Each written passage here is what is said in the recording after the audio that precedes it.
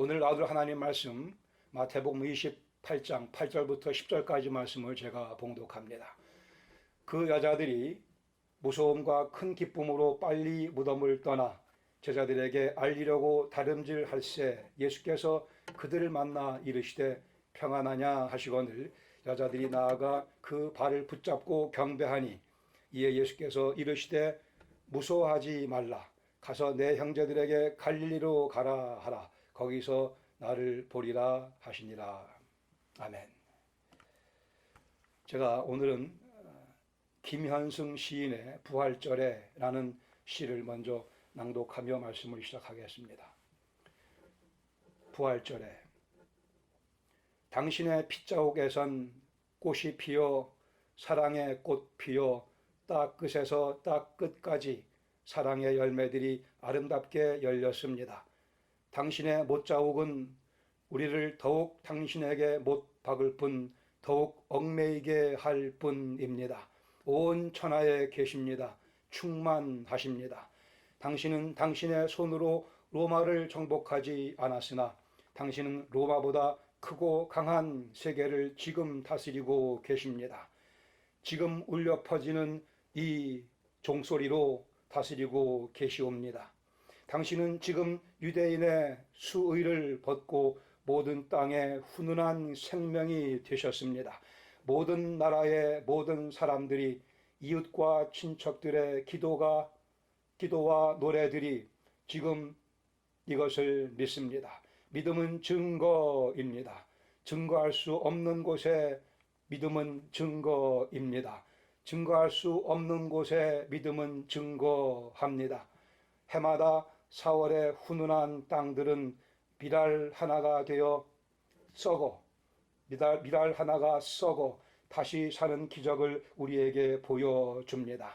그 파릇한 새 생명의 눈으로. 제가 또 우리 매튜 헨리 목사님의 글을 소개합니다. 와서 십자가의 승리를 보시오. 그리스도의 찔림은 당신의 나음이 되었고 그리스도의 고난은 당신의 휴식이 되었소. 그리스도의 신음소리는 당신의 노래가, 그리스도의 고통은 당신의 평강이 되었소. 그리스도의 수치는 당신의 영광이, 그리스도의 죽음은 당신의 생명이 되었소. 그리스도의 순환은 당신의 구원이 되었소. 와서 십자가의 승리를 보시오. 오늘 부활주일, 우리는 십자가의 승리를 노래하며 하나님께 감사의 예배를 드리고 있습니다. 늘 감사하는 내용이지만 우리는 오늘 특별히 생생하게 그리스도의 그 죽으심이 바로 나를 위한 죽으심이요, 그리스도의 그 능력의 영광의 생명의 부활이 바로 나를 위한 부활인 것을 다시 한번 되새기며 특별한 마음 자세로 주님께 감사와 영광을 올려드리고 있습니다. 부활하신 예수님을 가장 먼저 만나본 두 여인의 사건, 우리 같이 나누며 그 은혜에 동참하기를 바랍니다. 마태복음 28장 8절에 보시면 두 여자가 나타납니다. 부활의 소식을 듣고 말씀하기를, 여자들이 8절에 말씀하기를 여자들이 무서움과 큰 기쁨으로 빨리 무덤을 떠나 제자들에게 알리려고 달려갈새. 그 앞에 7절까지 보시면 부활절 아침 즉 안식 후 첫날 밤 일찍이 두 여자 마리아 막달라 마리아와 또 다른 이름의 마리아, 아마 이 마리아는 예수님의 어머니일 가능성이 있고 아니면 글로바의 아내라고 불리는 마리아일 수 있을 겁니다. 이 두 여인이 향품을 가지고 부활에 관한 기대감이 전혀 없이 예수님의 시신의 향품을 바르기 위해 무덤을 아침 일찍 찾아갑니다. 그때 그 지역에 지진이 나며 천사들이 하늘에서 내려와 빈 무덤을 보여주며 예수님께서 여기 계시지 않다고 얘기합니다. 이들은 놀라게 되고 그 천사는 얘기하기를 너희 형제들에게 가서, 제자들에게 가서 이 부활의 소식을 알리고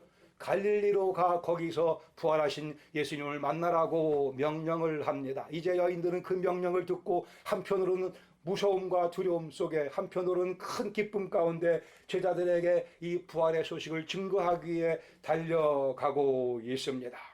무서움이라고 하는 것은 초자연적인 사건에 대한 유한한 피조물의 당연한 반응이었습니다. 그러나 큰 기쁨, 자기들이 그토록 사랑하던 예수님께서 죽으셨으나 다시 부활하셨다는 소식을 듣고 큰 기쁨 가운데 이 소식을 전하기 위해 달려갑니다. 9절에 보시면 그 달려가는 도중에 예수님께서 그들을 만나 주십니다. 우리 성경에는 번역이 되어 있지 않지만 9절 앞부분에 갑자기 또는 자 보라 이런 식의 표현이 원문에 있습니다. 갑자기 예수께서 자 보라 예수께서 그들을 만나 이르시되 평안하냐 하시거늘, 여기 평안하냐라는 그 표현은 샬롬이 아니고 우리가 영어로 번역하면 hello, good morning 이 정도의 뜻입니다. 일상적인 인사말로 주님께서 이 두 여인을 만나 주십니다. 지금 죽음을 정복하고 부활하신 예수님께서, 죽음을 정복하고 부활하신 예수님께서 이 두 여인에게 건네는 인사말은 아주 일상적이었던 것을 기억하시기 바랍니다. Hello Mary, Good morning Mary 이렇게 예수님께서 그들에게 인사하고 계십니다. 지난 3년 반 동안 줄곧 보여주셨던 그 친밀하신 예수님의 모습을 다시 한번 보여주고 계십니다. 이제 40일 동안 이 제자들과 함께 계시고 하늘로 승천하실 하나님이신 아들 하나님이신 예수님께서 굿모닝으로 헬로우로 인사하시는 것 주목할 만한 사실입니다. 이러한 예수님의 인사말을 듣고 이 두 여인은 그 발을 붙잡고, 즉 무릎을 꿇고 예수님의 발을 붙잡고 그 앞에 경배하게 됩니다.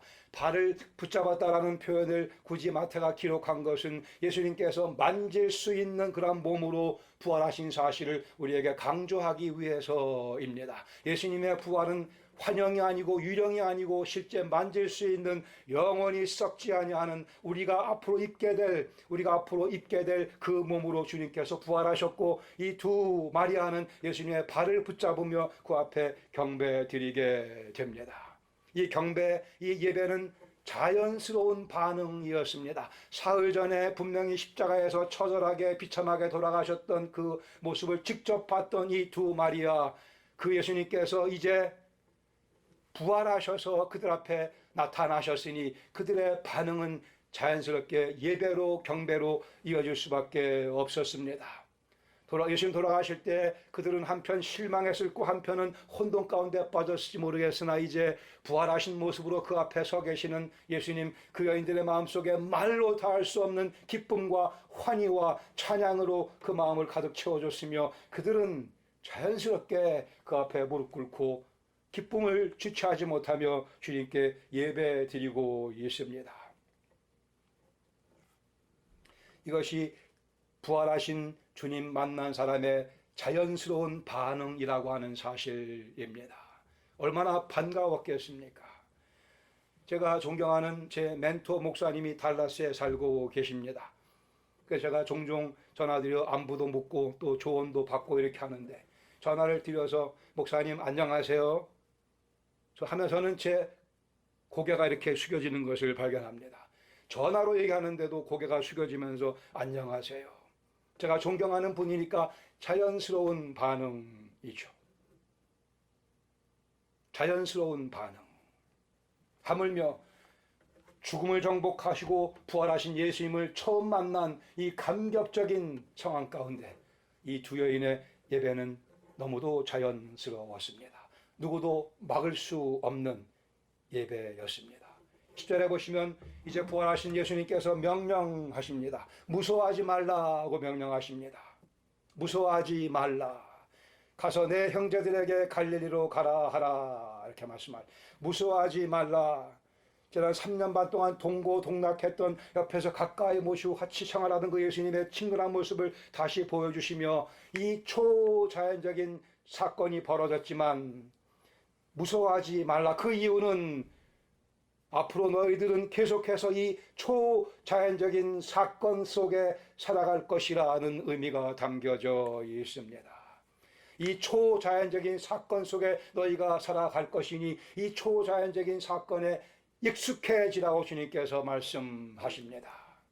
놀라운 주님의 초청, 새 시대를 여시는, 새로운 세대를 여시는 주님의 멋진 말씀이며 초청입니다. 초자연적인 것이 우리의 현실이 될 것을 말씀하시며 또 내 형제들에게 가서 이렇게 말씀하십니다. 나의 형제들에게라고 예수님께서 말씀하십니다. 마태복음 12장에 보시면 어떤 사람이 와서 예수님께 말씀하기를 당신의 어머니와 동생이 당신을 찾나이다 이렇게 말씀드릴 때 예수님께서 대답하시기를 마태복음 12장 49절에 손을 내밀어 제자들을 가리켜 이르시되 손을 내밀어 제자들을 가리키어 제자들 향해서 말씀하기를 내 어머니와 나의 동생을 보라고 말씀하셨습니다. 예수님은 당신을 따르는 제자들을 자기의 형제로 이해하시고 그렇게 그들을 대해 주셨습니다. 그런데 예수님 십자가에 달려 돌아가실 때 제자들 다 도망치고 말았습니다. 베드로 예수님 위기에 처했을 때 모른다고 3번씩이나 부인하고 말았습니다. 물론 가룟 유다 그를 팔아먹었습니다. 예수님 그러나 실패했던 베드로, 실패했던 제자들 다시 내 형제라 불러주십니다. 당신이 부활하시고는 그 부활의 능력으로 이들의 모든 과거의 실패와 죄를 덮어주시며 그들에게 회복의 은혜를 다시 허락해 주십니다. 그리고는 갈릴리에서 만나자 이렇게 전하라고 말씀하십니다. 이 갈릴리에서 만나는 것은 아주 중요한 메시지입니다. 마태복음 26장 31절에 보시면 그때에 즉 예수님 십자가를 지시기 전날 예수님께서 저들에게 말씀하십니다. 오늘 밤에 너희가 다 나를 버리리라. 기록된 바 내가 목자를 치리니 양의 떼가 흩어지리라 하였느니라. 그러나 내가 살아난 후에 너희보다 먼저 갈릴리로 가리라고 말씀하십니다. 그러나 너희가 다 나를 버리고 도망치겠고 나는 십자가에서 죽겠으나 그러나 내가 다시 부활한 후에 갈릴리에 너희보다 먼저 가서 너희를 기다릴 테니 그리로 다시 집결하라고 예수님께서 말씀하십니다. 우리 갈릴리에서 다시 만나자고요. 그래 그 말씀대로 예수님 다시 부활하신 후에 이 여인들에게 제자들에게 가서 내 형제들에게 가서 갈릴리로 모이라 전하라고 말씀하시며 갈릴리에 모여서 이제 예수님 부활하신 후에 참 부활의 능력으로 세상을 정복하는 이 프로젝트를 시작하자고 주께서 말씀하고 계십니다. 오늘 본문 가운데 2개 정도의 교훈을 함께 나누겠습니다. 첫 번째, 예수 그리스도의 부활은 우리를 예배로 초대합니다. 예수님의 부활은 우리를 예배로 초대합니다. 이 두 여인이 예수님 뵙자마자 주체하지 못하고 그 예수님의 능력과 멋진 모습에 확 끌려서 그 앞에 나가 발을 붙잡고 예배 드렸듯이 우리도 부활의 주님을 생각하면 그분 앞에 예배 드릴 수 있고 예배 드리게 됩니다. 5초만 10초만이라도 부활하신 그리스도의 모습을 묵상하면 우리는 그분께 예배 드릴 수 있습니다. 5초가 없어서 10초가 없어서 영광의 부활의 주님 우리를 예배로 초대하십니다. 우리도 부활의 소식을 들었고 우리도 부활의 주님을 만나 뵈었고 오늘도 그분을 만나 뵈며 살아가고 있습니다. 오늘도 부활의 주님의 영광이 우리의 삶을 둘러싸고 있지 않습니까? 그러기에 우리도 지금 또 주 앞에 나가 예배 드릴 때이며 주님께서 우리 마음의 중심에 앉아 계시기에 주님을 생각하며 또 주님께 경배 드려야 합니다. 아침에 일어나자마자 경배와 찬양을 드리는 습관을 계속해서 배양해 나갑시다. 할렐루야, 우리 예수 부활 승천하셨네.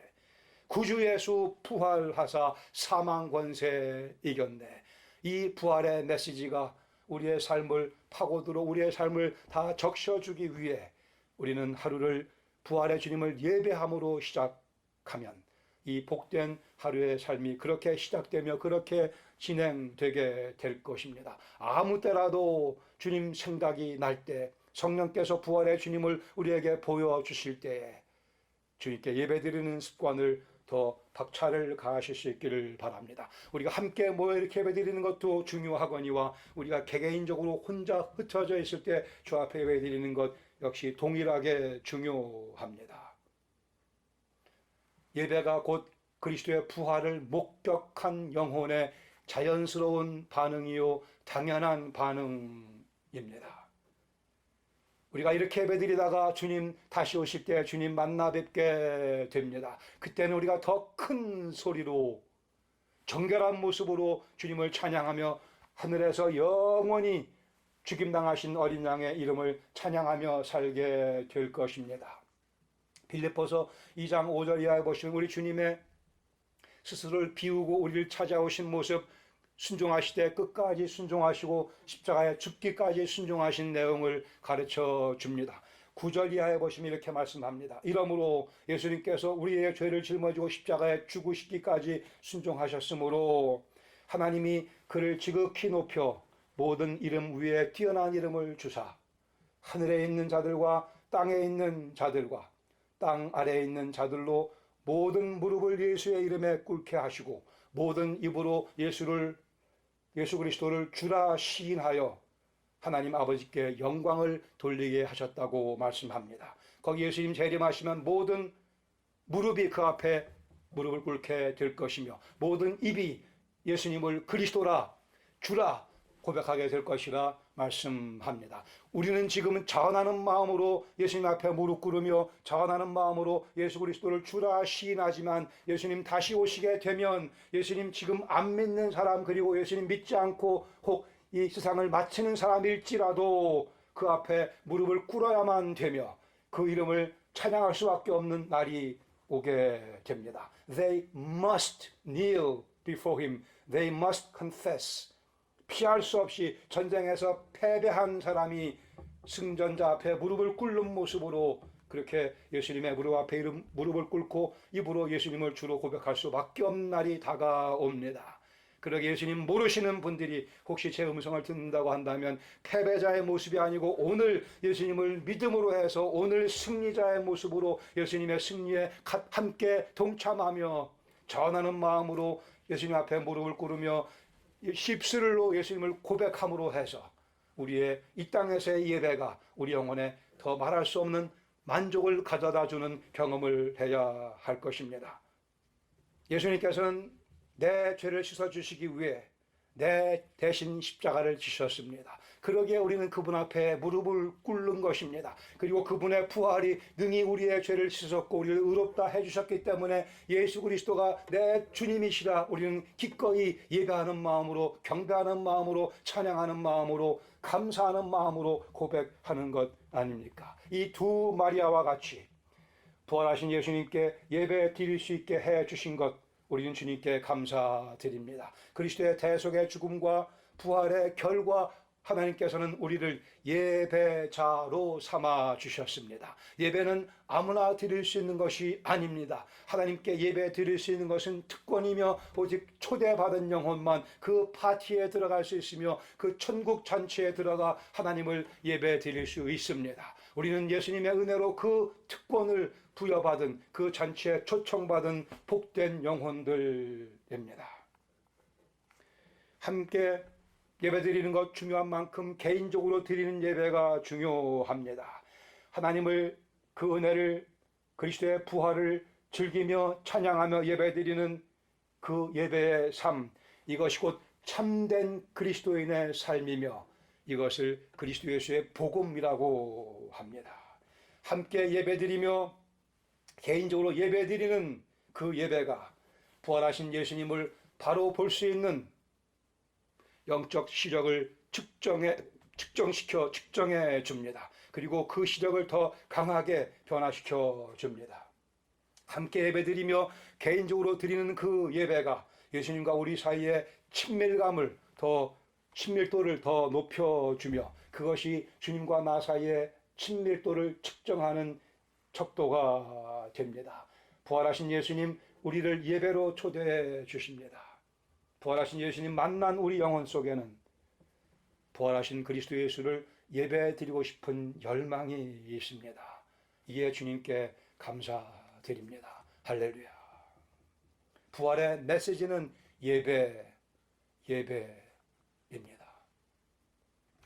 두 번째 받을 수 있는 교훈, 예수 그리스도의 부활은 우리의 실패를 승리로 바꿔줍니다.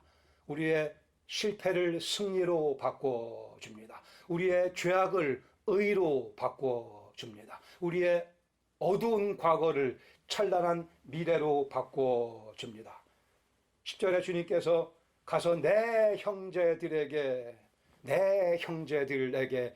갈릴리로 가라고 말씀해 주셨습니다. 예수님 버리고 도망간 제자들, 예수님 모른다고 부인했던 베드로를 다시 내 형제라 불러주십니다. 만일 예수님 팔아넘긴 가룟 유다가 자기의 죄를 회개하고 예수님께 나와 자기의 죄를 자백했으면 예수님께서는 그 죄도 용서해 주셨을 것입니다. 그리고 가룟 유다도 내 형제라 부르셨을 것입니다. 이것이 무한한 한이 없는 하나님의 사랑이며 십자가의 사랑의 능력이며 폭이며 깊이며 넓이입니다. 비록 가룟 유다라 할지라도, 그러나 안타깝게도 가룟 유다는 그 지은 죄의 문제를 자기 스스로 해결하고 말았기에 예수님의 은혜를 경험하지 못한 것입니다. 예수님께서 부활하신 후에, 예수님 부활하셨기 때문에 죄를 짓고 살아가는 우리 구원하시고 또 죄를 짓는 우리들도 형제라 다시 불러주시며 갈릴리로 가서 거기서 우리 작전을 세우고 멋지게 하나님 나라의 확장을 위해 힘쓰자고 또 초청해 주십니다. 히브리서 2장 11절 말씀합니다. 거룩하게 하시는 이와 거룩하게 함을 입은 자들이 다 한 근원에서 난지라. 그러므로 예수님께서는 그들을 또는 우리를 형제라 부르시기를 부끄러워하지 아니하셨다고 말씀합니다. 거기 번역에 빠져 있지만 괄호 해놓고 예수님께서 우리를 형제라 부르시기를 첨가하면 더 이해가 잘 될 것이라 봅니다. 거룩하게 하시는 이, 여기서는 예수 그리스도이십니다. 거룩하게 하심을 받는 자, 입은 자, 우리를 말씀합니다. 예수님과 우리가 다 한 근원, 같은 근원, 아버지 하나님께로부터 비롯됐다고 말씀하며 예수님과 우리를 묶어 주십니다.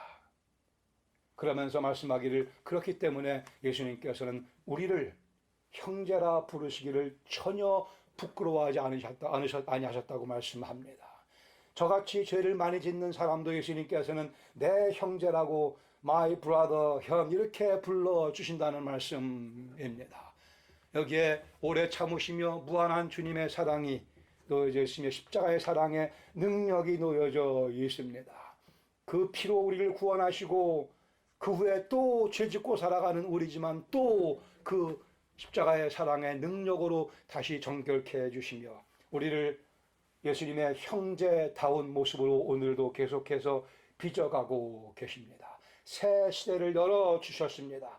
부활하신 그리스도께서 새 시대를 열어주시고 강렬한 생명의 빛을 우리에게 비춰주시며 찬란한 소망의 빛을 우리에게 마구 비춰주십니다. 죄책감과 패배감과 자괴감 속에 빠졌던 제자들 다시 일으켜 세우셔서 12 사도로 그들을 새롭게 만드시며 오순절 성령 강림 후에 그들이 생명을 아깝게 여기지 아니하며 그리스도의 복음을 증거했던 너희가 죽인 나사렛 예수 하나님께서 다시 살리시사 우리의 임금과 주가 되게 하셨느니라. 이 메시지를 강력하게 선포하게 만들어 주셨습니다. 40일 동안 부활하신 후에 그들과 함께 또 먹고 마시고 동고동락하시고 승천하시고는 약속하신 대로 열흘 후에 오순절 성령 강림을 통해 주님께서 내 형제라 부른 이들을 완성해 주셨습니다. 그들은 담대한 증인이 되어 겁장의 모습을, 비겁했던 모습을, 비굴했던 과거의 모습을 이제 담대한 모습으로 변화받아 그리스도의 복음을 멋지게 증거하는 것을 보게 됩니다.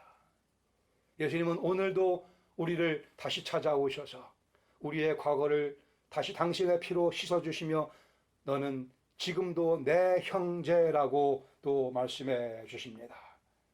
우리를 계속해서 살펴주십니다. 우리가 주님의 은혜로 때로는 환한 대로를 걷다가도 미련한 우리는, 부족한 우리는 또 사망의 음침한 골짜기를 찾아가기도 합니다.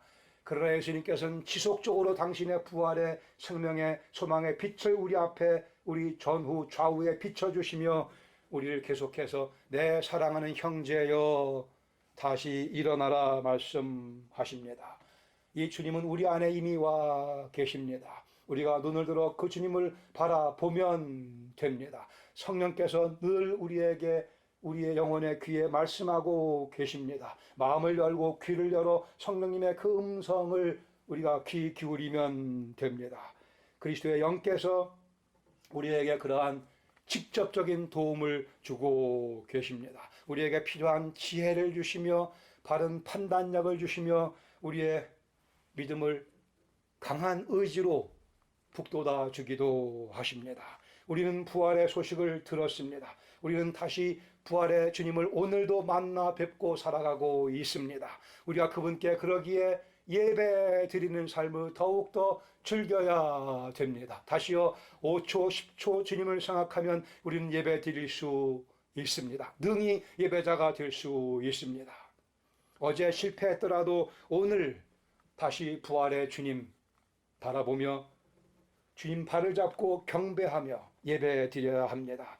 그러면 우리는 세상을 향해 담대해질 수 있고 사탄을 향해 강해질 수 있고 내 육신의 정욕을 능히 제어할 수 있는 성령의 소욕을 경험하게 됩니다. 이것이 부활의 메시지입니다. 부활의 메시지는 회복과 승리입니다. 부활의 메시지는 예배입니다. 왓츠만 리 말씀하기를 우리의 과거는 십자가에서 끝이 나고 우리의 미래는 그리스도의 부활에서 시작한다고 말씀했습니다. 우리의 과거는 십자가에서 깨끗하게 정리됐고 우리의 미래는 그리스도의 부활로 새롭게 시작이 되며 그 부활의 주님을 예배하는 영혼들에게는 회복과 승리가 보장되어 있습니다. 우리 한 주간 예배에 또 회복과 승리로 하나님을 기쁘시게 해드리는 삶 살 수 있기를 바랍니다. 부활하신 우리 주 예수 그리스도의 이름과 그 분의 영광을 위하여 같이 기도하시겠습니다.